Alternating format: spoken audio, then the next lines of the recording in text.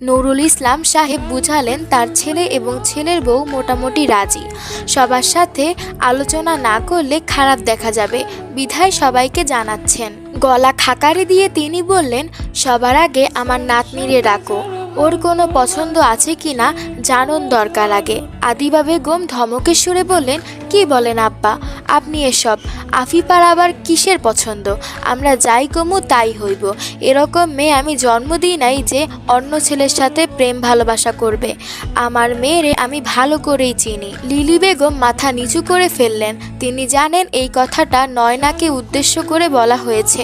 নয়না যে আদনানের জন্য বিয়ের আগে ভীষণ পাগলামি করেছে, তার জন্য বড় ভাবি এই কথাটা বলেছে। আজাদ সাহেব বললেন, আমি তাইলে ওদেরকে বলি আগামীকাল দুপুরে আসার জন্য। নুরুল ইসলাম সাহেব কিছুক্ষণ ভেবে বললেন, আরও একবার ভেবে দেখে সিদ্ধান্ত নাও, আর একটু খোঁজ নাও।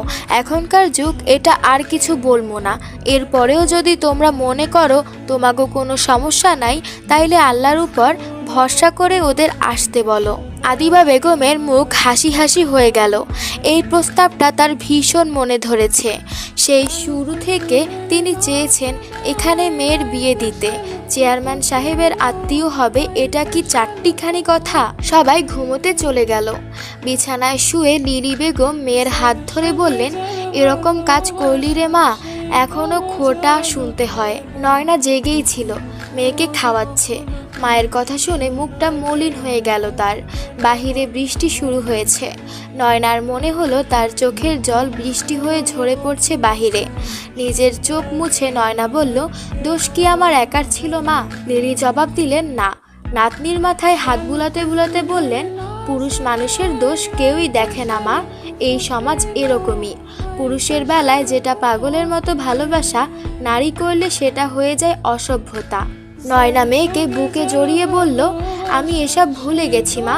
নিধির বাবা ভীষণ ভালো মানুষ, আমার সব অনুভূতিকে সে সম্মান দেয়।